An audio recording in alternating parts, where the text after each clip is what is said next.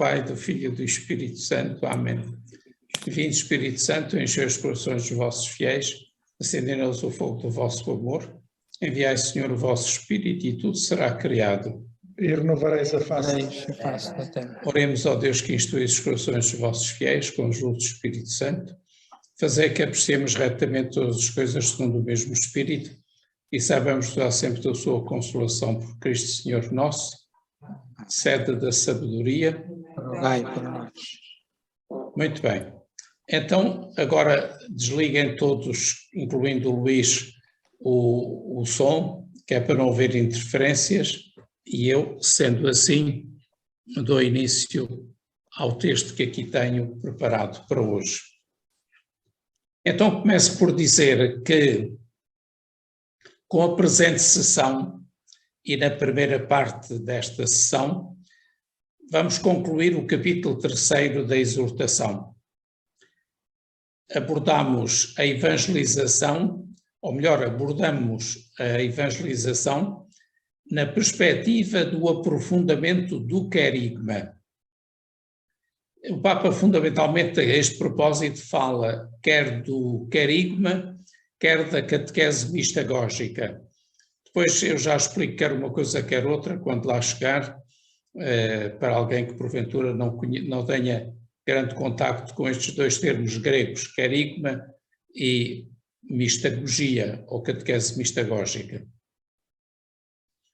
Depois de terminarmos o capítulo 3º, começamos o capítulo 4º, e portanto na segunda parte desta sessão damos início ao 4º capítulo sobre a dimensão social da evangelização, que é aliás uma questão que nos deve interessar muito, na medida em que esta dimensão nem sempre é muito considerada no caminho evangelizador.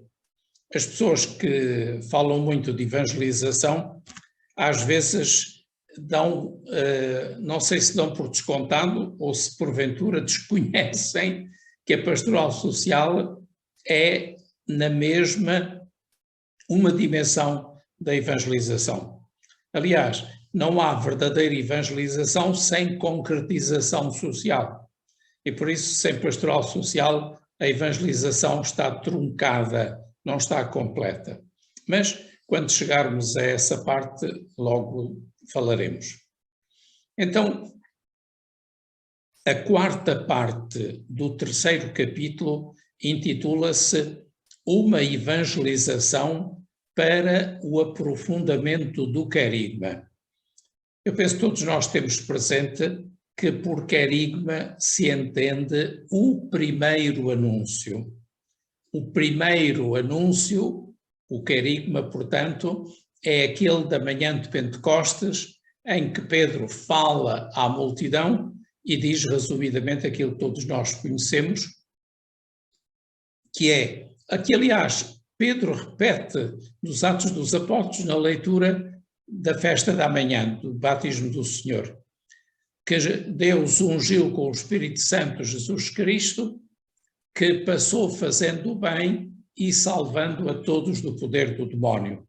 Ou seja, é o anúncio do facto por excelência que teve lugar com a vinda de Jesus e com o anúncio do reino e a pregação da Boa Nova. Mas o Papa explica estas coisas e dá para percebermos perfeitamente o que é que ele quer dizer e porque é que ele faz tanta questão de que nós saibamos e compreendamos que não há evangelização sem começar pelo primeiro anúncio, pelo querigma, e sem manter sempre este querigma presente em todos os momentos e ações da evangelização. Começo a citar o Papa Francisco. O mandato missionário do Senhor inclui o apelo ao crescimento da fé, quando diz: ensinando-os a cumprir tudo o que vos tenho mandado. É Mateus 28:20. Daqui se vê claramente que o primeiro anúncio deve desencadear também um caminho de formação e de amadurecimento, que já são a tal catequese mistagógica. A evangelização procura também o crescimento, o que implica tomar muito a sério em cada pessoa o projeto que Deus tem para ela. Isto é uma coisa que nunca devíamos esquecer, a começar pelas nossas catequistas. Cada ser humano precisa sempre mais de Cristo e a evangelização não deveria deixar que alguém se contente com pouco, que é o que acontece muitas vezes nos nossos destinatários da catequese ou da pregação, mas possa dizer com plena verdade, e isto é o máximo, já não sou eu que vivo, mas é Cristo que vive em mim. Todavia, não seria correto que este apelo ao crescimento fosse interpretado exclusiva ou prioritariamente como formação doutrinal. Trata-se de cumprir aquilo que o Senhor nos indicou como resposta ao seu amor, sobressaindo, junto com todas as virtudes, aquele mandamento novo que é o primeiro, o maior, o melhor, o que melhor nos identifica como discípulos. São as palavras de Jesus em São João: é este o meu mandamento, que vos ameis uns aos outros como eu vos amei. É evidente que quando os autores do Novo Testamento querem reduzir a mensagem moral cristã a uma última síntese, ao mais essencial, apresentam-nos a exigência irrenunciável do amor ao próximo. São palavras de São Paulo: quem ama o próximo cumpre plenamente a lei. É no amor que está o pleno cumprimento da lei. De igual modo, para São Paulo, o mandamento do amor não só resume a lei, mas constitui o centro e a razão de ser da mesma. Aos Gálatas diz: toda a lei se cumpre plenamente nesta única palavra: ama o teu próximo como a ti mesmo. E às suas comunidades, Paulo apresenta a vida cristã como um caminho de crescimento no amor. Diz ele na primeira aos Tessalonicenses: o Senhor vos faça crescer e superabundar de caridade uns para com os outros e para com todos. Também Santiago exorta os cristãos a cumprir a lei do reino de acordo com a Escritura: amarás o teu próximo como a ti mesmo. Acabando por não citar nenhum preceito, mas bastou-lhe citar o mandamento novo. Não esqueçamos, porém, que este caminho de resposta e crescimento aparece sempre precedido pelo dom, porque o antecede aquele outro pedido do Senhor, batizando-os em nome do Pai, do Filho, como diz mais uma vez ainda Mateus 28, 19. Isto quer dizer o quê? Que a adoção como filhos que o Pai oferece gratuitamente e a iniciativa do dom da graça são a condição que torna possível esta santificação constante que agrada a Deus e lhe dá glória. É deixar-se transformar em Cristo, vivendo progressivamente de acordo com o Espírito. Esta introdução que o Papa faz é para dizer o quê? Para dizer que o anúncio querigmático, o primeiro anúncio, pressupõe sempre o mandamento novo do amor, que é a coisa principal e que amamos porque fomos feitos filhos de Deus gratuitamente. Ou seja, Deus criou-nos por amor como filhos no Filho e por isso preparou-nos para amar. Estas são as duas condições de base para que depois se realize uma verdadeira catequese querigmática, ou seja, aquela que parte do primeiro anúncio, e a catequese mistagógica, que explicarei depois mais adiante, que é aquela que nos introduz na vida propriamente dita da Igreja. É uma espécie de iniciação na fé, é o que quer dizer a palavra mistagogia. Deixando ainda mais claro o que entende por uma catequese querigmática, o Papa Francisco quer também deter-se sob o que deve entender-se por uma catequese mistagógica. São palavras suas. A educação e a catequese estão ao serviço deste crescimento que é a mistagogia. E ele diz, queria deter-me apenas em algumas considerações que me parece oportuno evidenciar. E agora é o que ele faz, colocando em evidência o que é verdadeiramente o primeiro anúncio ou querigma e o que é depois a catequese mistagógica. Comecemos pelo primeiro anúncio. Diz o Papa que voltamos a descobrir que também na catequese tem um papel fundamental o primeiro anúncio ou querigma, que deve ocupar o centro da atividade evangelizadora e de toda a tentativa de renovação eclesial. O querigma é trinitário. É o fogo do Espírito que se dá sob a forma de línguas de fogo, e nos faz crer em Jesus Cristo, que com sua morte e ressurreição nos revela e comunica a misericórdia infinita do Pai. Na boca do catequista, de cada um de nós, volta a ressoar sempre o primeiro anúncio. E qual é? É exatamente este. Jesus Cristo ama-te. Deu a sua vida para te salvar. E agora vive contigo todos os dias para te iluminar, fortalecer, libertar. Digamos que isto é que é textualmente o primeiro anúncio. Este anúncio é o primeiro em sentido qualitativo, porque é o anúncio principal, aquele que sempre se tem sempre de voltar a ouvir de diferentes maneiras, e aquele que sempre se tem de voltar a anunciar. Nunca teremos anunciado suficientemente isto mesmo, que Deus nos ama, que deu a sua vida por nós através do seu Filho e assim por diante. Portanto, de uma maneira ou de outra, a catequese, em todas as suas etapas e momentos, tem que ter sempre isto presente.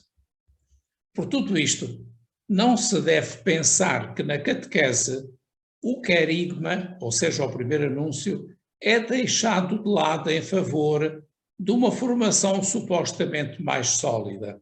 Mas se não formos sólidos no amor, não sei em que é que passa a ser sólida a nossa formação.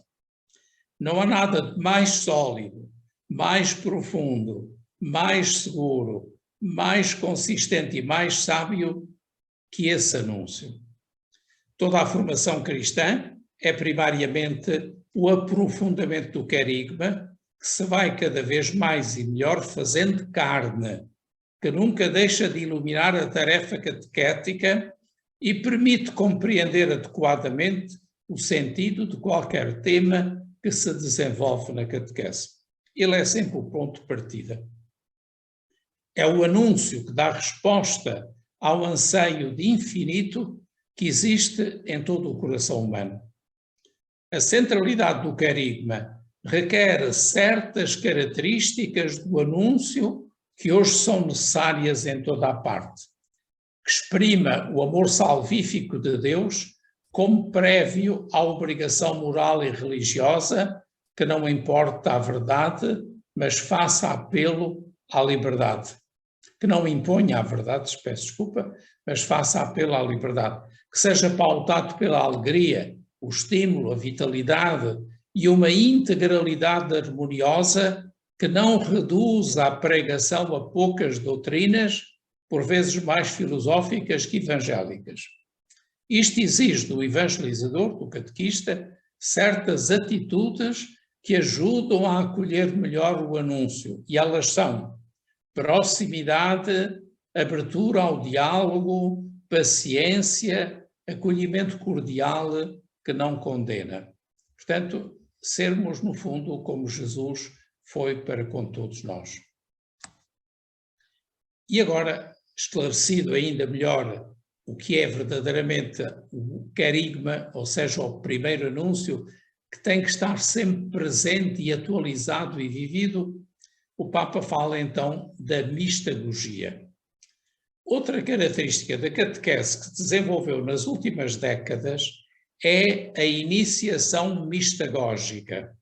Eu digo mais uma vez, que significa a iniciação nos mistérios de uma fé religiosa. Mistagogia quer dizer isto.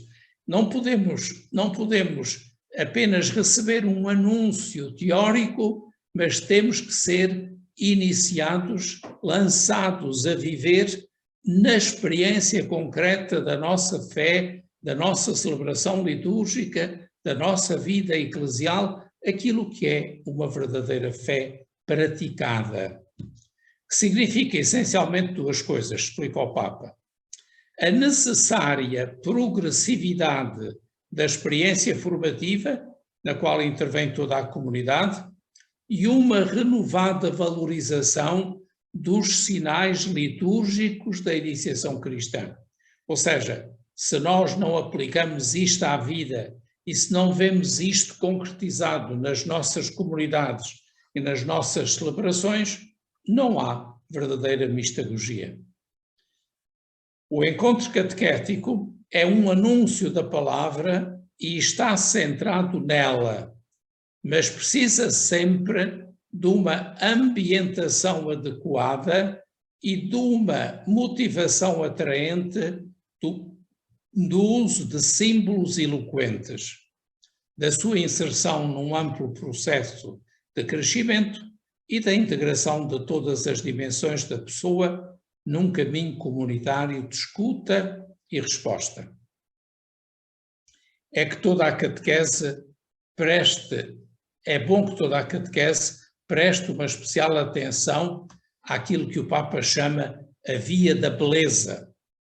Ou seja, anunciar Cristo significa mostrar que crer nele e segui-lo não é algo apenas verdadeiro e bom, justo, mas também belo, capaz de acumular a vida de um novo esplendor e de uma alegria profunda, mesmo no meio das provações da nossa vida.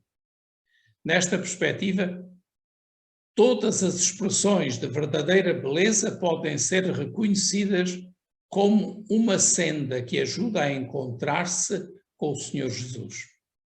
Se nós, como diz Santo Agostinho, não amamos senão o que é belo, o Filho feito homem, que é o mais belo dos filhos dos homens, revelação da beleza infinita, é sumamente amável e atrai-nos para si com laços de amor.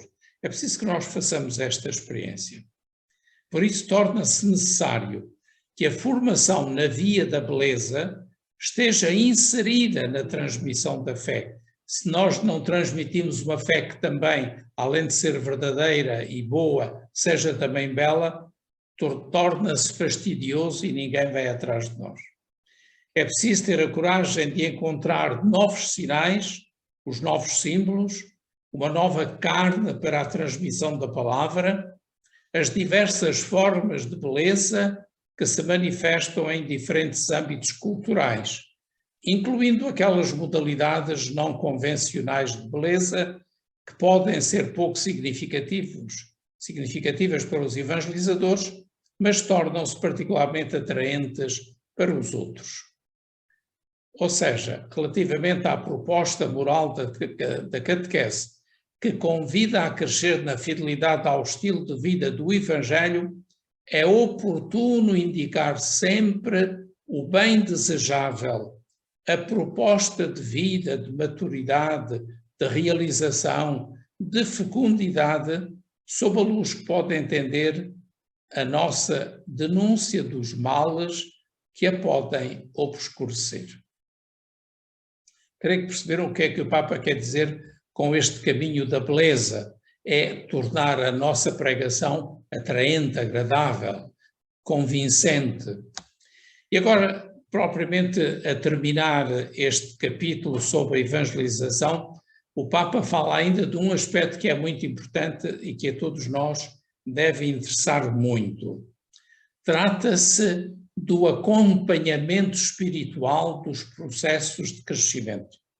Um catequista deve estar sempre muito atento ao crescimento dos seus catequizandos, dos seus formandos. Porquê? Porque se nós não conhecemos como é que a fé está a crescer no coração daqueles a quem a anunciamos se não os acompanhamos interiormente e às vezes até externamente?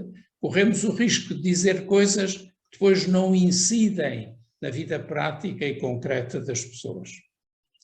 Diz o Papa, para alcançar com sucesso não só os... Melhor, é uma introdução minha, peço desculpa. Para alcançar com sucesso não só os frutos de uma boa catequese, mas também a sua dimensão mistagógica, o Papa considera indispensável que seja realizado um acompanhamento dos processos de crescimento dos catequizandos. De facto, numa civilização que é a nossa, paradoxalmente ferida pelo anonimato e simultaneamente obcecada com os detalhes da vida alheia, tanta curiosidade, descaradamente doente de morbosa curiosidade, a Igreja tem necessidade de um olhar solidário para contemplar, comover-se e parar diante do outro tantas vezes quantas forem necessárias. Se não há esta relação interpessoal, a catequese torna-se uma teoria que não desce ao coração das pessoas. Neste mundo, os ministros ordenados e os outros agentes de pastoral podem tornar presente a fragrância da presença solidária de Jesus, devem, não é?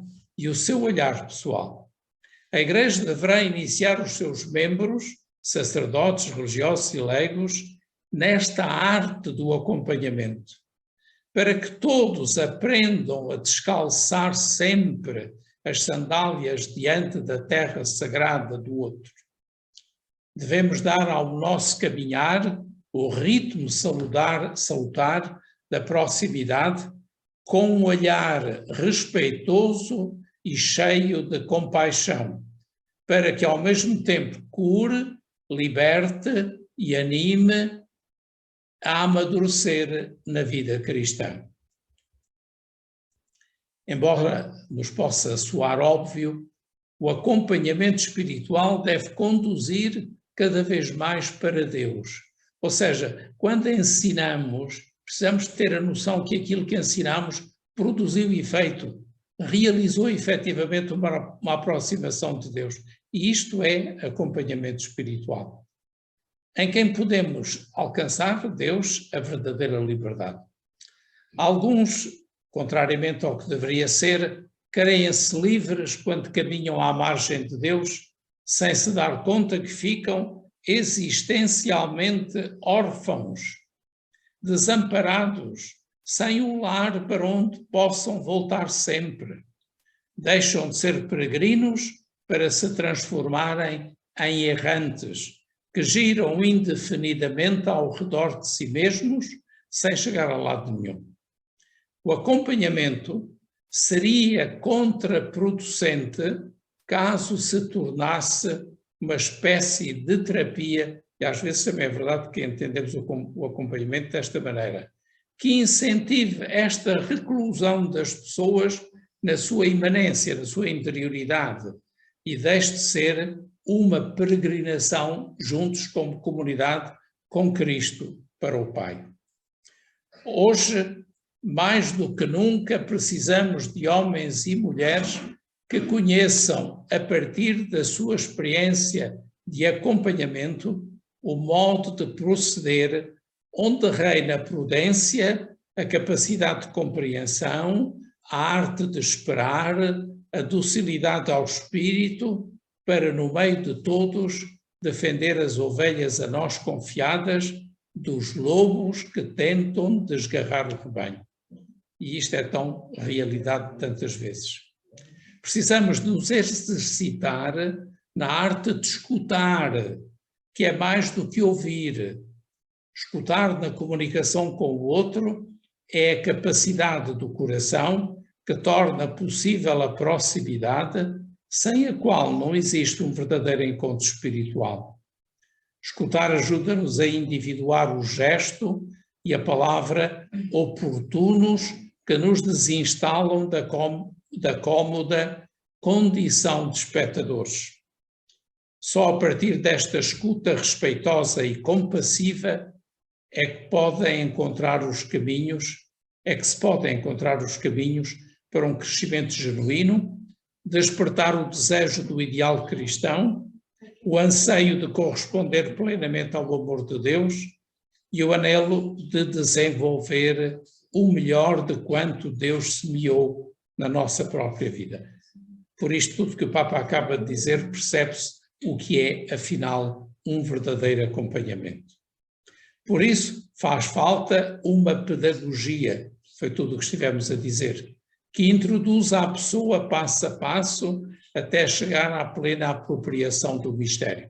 Ou seja, se nós não ajudamos as pessoas a chegar ao mistério, dificilmente elas avançam, ao fim e ao cabo, para Deus. Ora bem, quem acompanha sabe reconhecer que a situação de cada pessoa diante de Deus e a sua vida em graça são um mistério que ninguém pode conhecer plenamente a partir do exterior.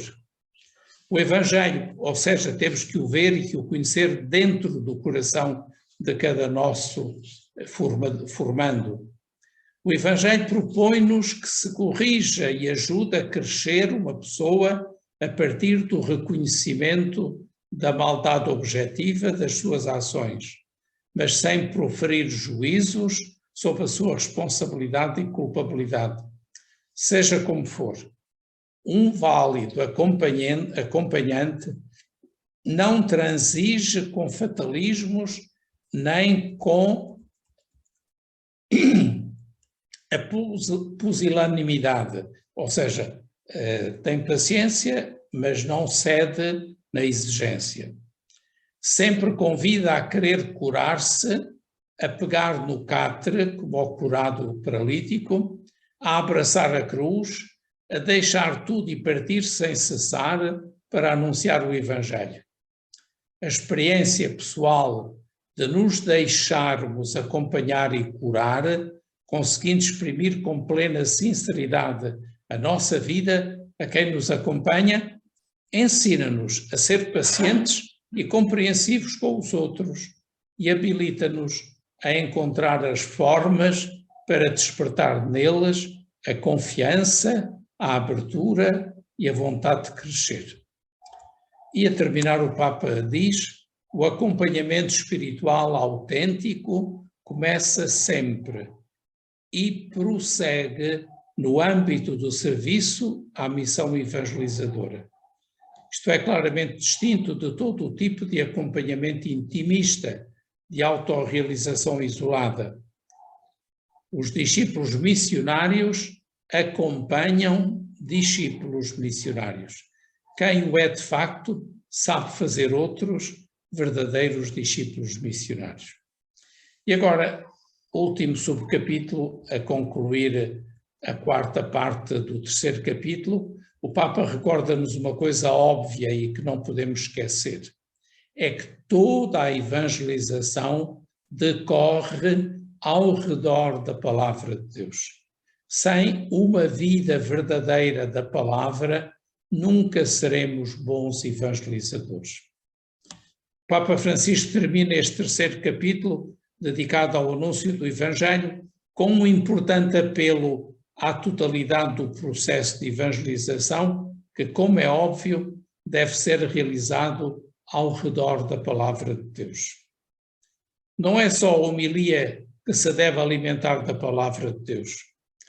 Toda a evangelização está fundada sobre esta palavra, escutada, meditada, vivida, celebrada e testemunhada.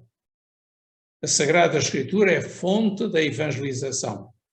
Por isso, é preciso formar-se continuamente na escuta da palavra. A Igreja não evangeliza se não se deixa continuamente evangelizar. É indispensável que a palavra de Deus se torne cada vez mais o coração de toda a atividade eclesial. A palavra de Deus, ouvida e celebrada, sobretudo na Eucaristia, alimenta e reforça interiormente os cristãos e torna-os capazes de um autêntico testemunho evangélico na vida diária. Graças a Deus, termina o Papa dizendo que já superamos a velha contraposição entre palavra e sacramento.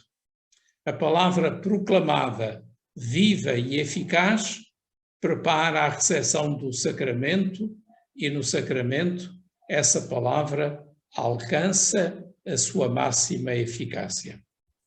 Neste sentido, a evangelização requer a familiaridade com a palavra de Deus, ou seja, que nos habituemos a vivê-la e que convivamos todos os dias com ela. E isto exige que as dioceses, paróquias e todos os grupos católicos proponham um estudo sério e perseverante da Bíblia e promovam igualmente a sua leitura orante, pessoal e comunitária. Nós não procuramos Deus tateando às escuras, nem precisamos de esperar que Ele nos dirija a palavra, porque realmente Deus falou já e não é o grande desconhecido, mas mostrou-se a si mesmo. Por isso, acolhamos o tesouro sublime da palavra revelada. A concluir este capítulo, escutemos, é um trecho lindíssimo que eu encontrei nestes dias, preparando a liturgia da festa do batismo do Senhor Dom António Couto, bispo de Lamego, a propósito da liturgia do batismo do Senhor, que marca o início da sua vida pública e da sua missão como Messias e evangelizador da Boa Nova do Reino. Diz o Sr. Dom António Couto esta síntese, é uma espécie de poesia, mas é lindíssima como síntese que nos faz perceber o que é verdadeiramente a evangelização. Cito agora o texto do Sr. Dom António Couto. O Filho e o Espírito Santo são, no dizer de Santo Ireneu de Leão, são as duas mãos do Pai, enviadas em missão para junto dos seus filhos de adoção. À semelhança, claro, daquelas mãos de amor que no alvor da criação modelaram da terra pura o nosso coração. E de misericórdia o vestiram. Filhos no Filho. Gosto tanto sempre de repetir esta palavra. Dizer isto é uma divina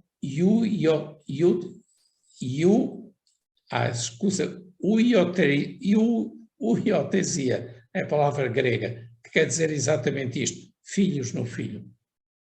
Hemorragia de graça e de alegria. Jesus, o Filho, assume a nossa humana condição e dá-nos em herança a sua divina filiação. E o Espírito que une e distingue o Pai e o Filho, divina comunhão sem confusão, toma conta do nosso coração de filhos recém-nascidos. E faz circular em nós, já hoje, já esta noite, a mais bela lalação que há, ou seja, o lalá, o impetrar Deus, o nome novo, Abá, ou seja, papá, paizinho. Ou seja, se nós não fazemos esta experiência, são palavras do Dom António Couto, dificilmente conseguimos ser verdadeiros anunciadores da palavra. E agora, terminado o capítulo 3º, temos aqui, nesta segunda parte da nossa sessão de hoje, a dimensão social da evangelização, que é o 4º capítulo da exortação.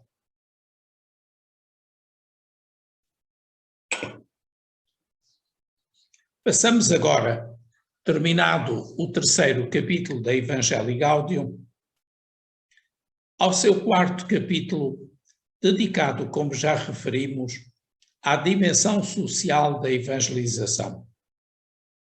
Diz o Papa, evangelizar é tornar o reino de Deus presente no mundo. nenhuma definição parcial e fragmentada, porém, chegará a dar razão da realidade rica, complexa e dinâmica que é a evangelização. O Papa está a dizer, não basta fazer catequese, não basta celebrar a liturgia, é preciso também viver e transformar a realidade num mundo novo. Portanto, a evangelização tem de compreender o risco de não a empobrecer ou até mesmo de a mutilar, não inserindo no seu contexto também a dimensão social.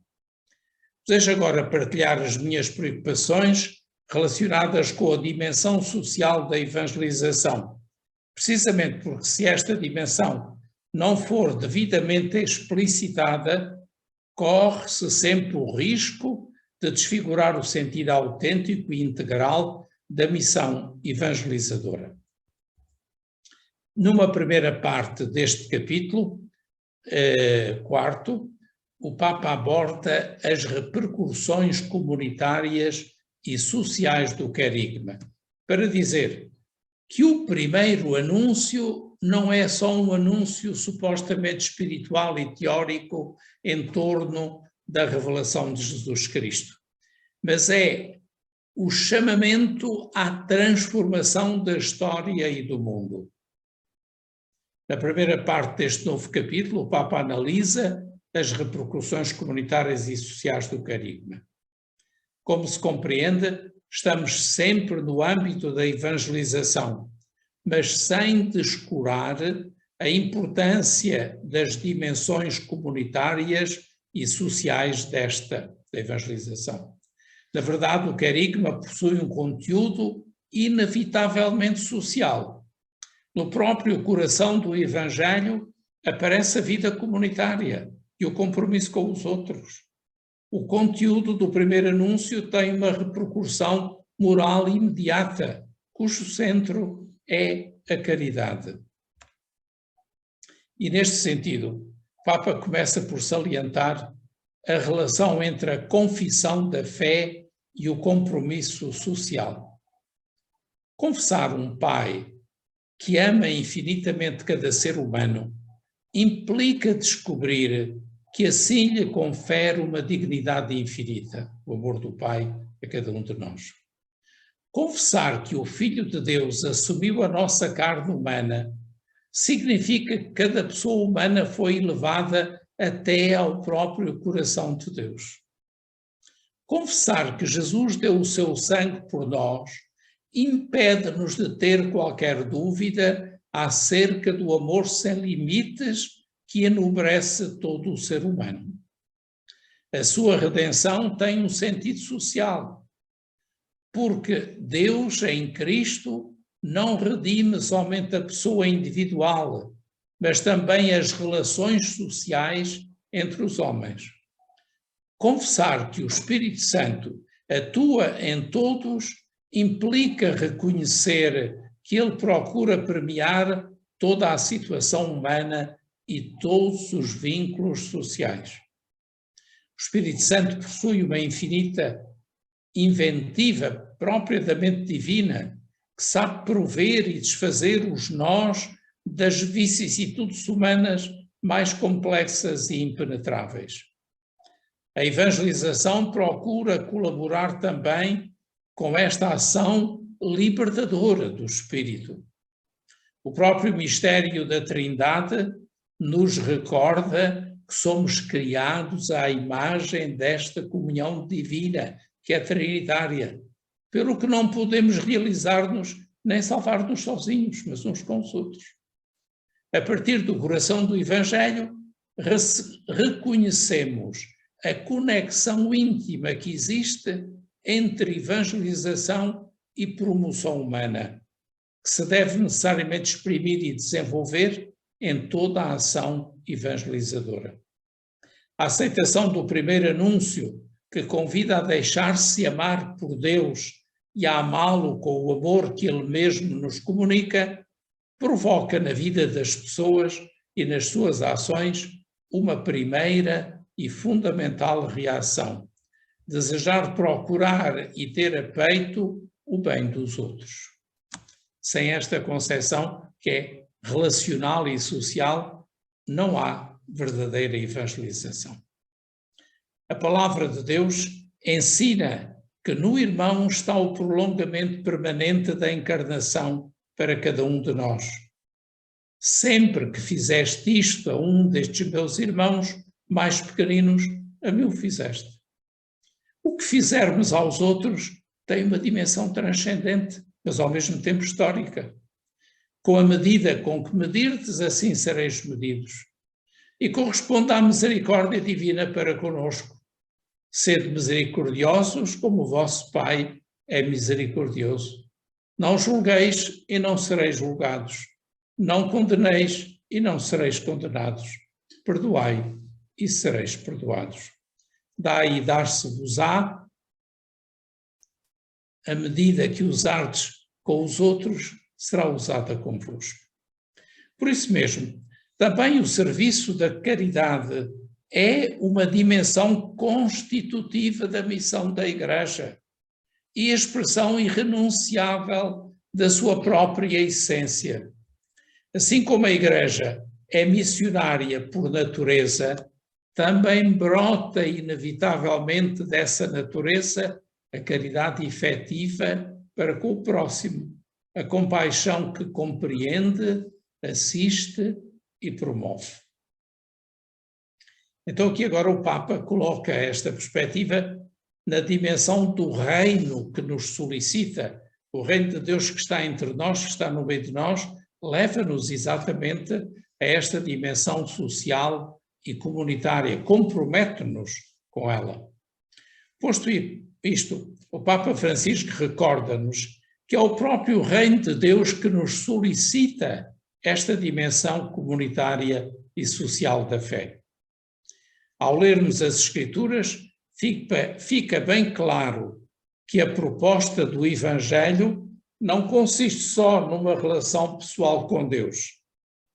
E a nossa resposta de amor também não deveria ser entendida como uma mera soma de pequenos gestos pessoais a favor de alguns indivíduos necessitados. Seria a tal caridadezinha. O que poderia constituir uma caridade por receita, uma espécie de ações destinadas apenas a tranquilizar a própria consciência. A proposta do reino de Deus, como diz Lucas em 4,43, trata-se de amar a Deus que reina no mundo. Na medida em que Ele conseguir reinar entre nós, a vida social será um espaço de fraternidade, de justiça, de paz, de dignidade para todos. Por isso, tanto o anúncio como a experiência cristã tendem a provocar consequências sociais. Se não provoca, é porque não é verdadeiro anúncio carigmático. O reino que se antecipa cresce entre nós, abrange tudo, como nos recorda aquele princípio de discernimento que Paulo VI propunha a propósito do verdadeiro desenvolvimento. Lembram-se da frase: todos os homens e o homem todo. Ou seja, a universalidade da humanidade e a unidade total do homem no seu ser. Sabemos que a evangelização não seria completa se ela não tomasse em consideração a interpelação recíproca que se fazem constantemente o Evangelho e a vida concreta, pessoal e social dos homens. É o critério da universalidade próprio da dinâmica do Evangelho, dado que o Pai quer que todos os homens se salvem. E o seu plano de salvação consiste em submeter tudo a Cristo, reunindo nele o que há no céu e na terra. O mandato é de ide pelo mundo inteiro, proclamai o Evangelho a toda a criatura.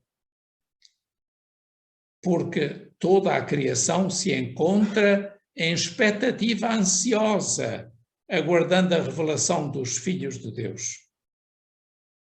Toda a criação significa também todos os aspectos da vida humana, de tal modo que a missão do anúncio da Boa Nova de Jesus Cristo tem destino universal.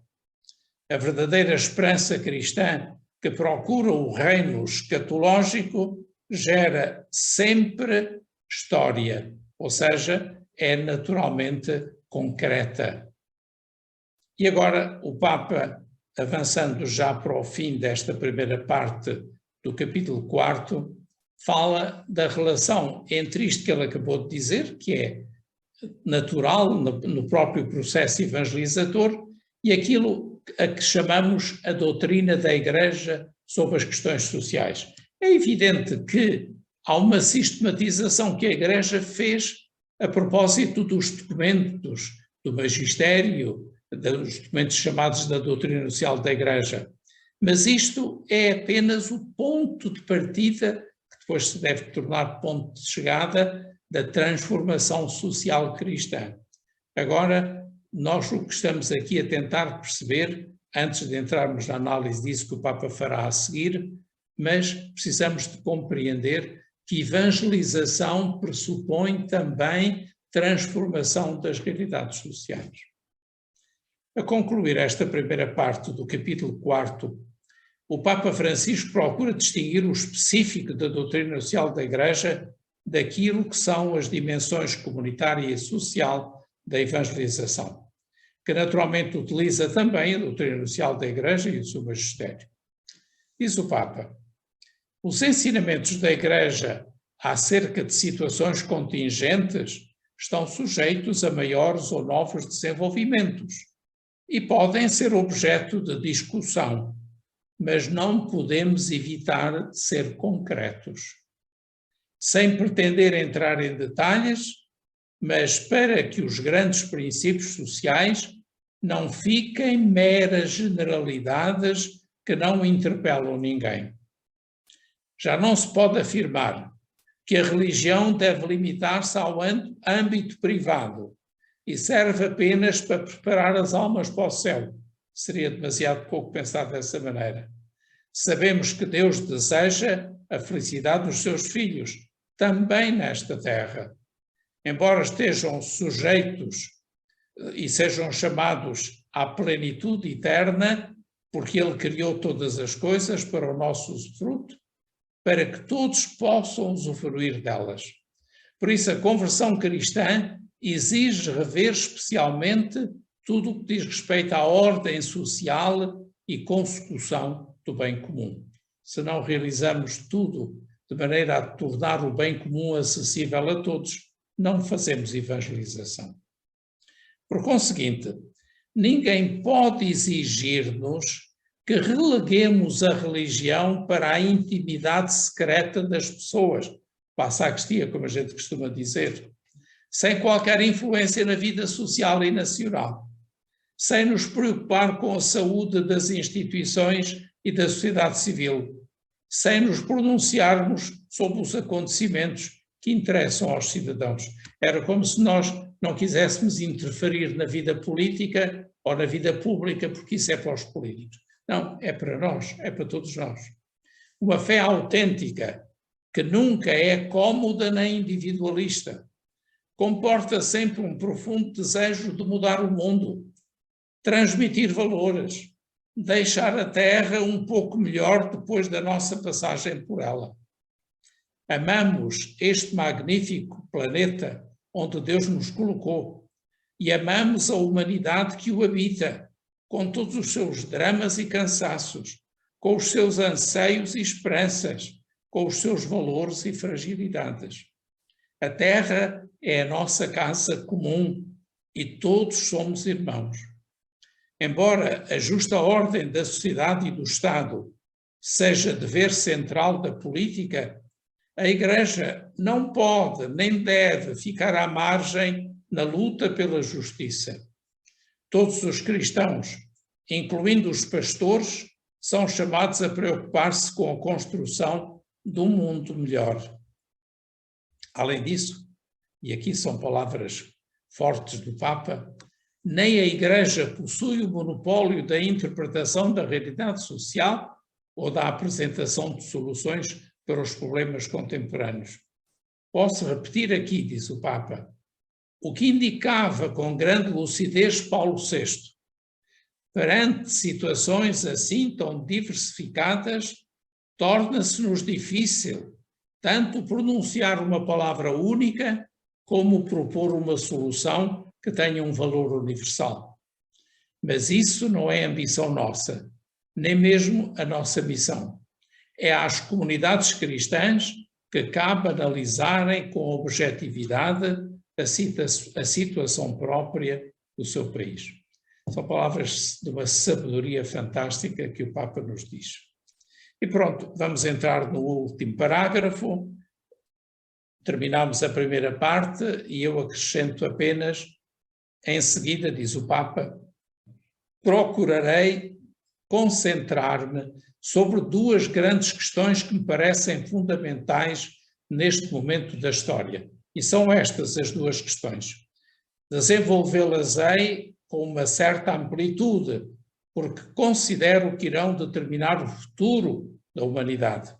A primeira é a inclusão social dos pobres, mais uma vez o Papa não prescinde dos pobres, e a segunda, a questão da paz e do diálogo social. E eu agora concluo dizendo, mas disto ocupar-nos-emos nas próximas sessões. Ou seja, a nossa 8ª sessão será dedicada exatamente a estas questões que o Papa acaba de nos indicar. Hoje foi mais rápido. Sim, praticamente não chegámos a gastar 1 hora. Mas, ouçam, é de uma profundidade esta parte da exortação, que é uma coisa verdadeiramente extraordinária. Eu, como preparei isto na semana em que estava também a preparar o domingo da festa do batismo do Senhor, e encontrei aqui uma envolvência e uma relação tão intensa entre uma coisa e outra, que me pergunto, se não somos assim, não temos o direito de usar o nome de cristãos. É forte, não é? Mas acho que é extraordinariamente exigente.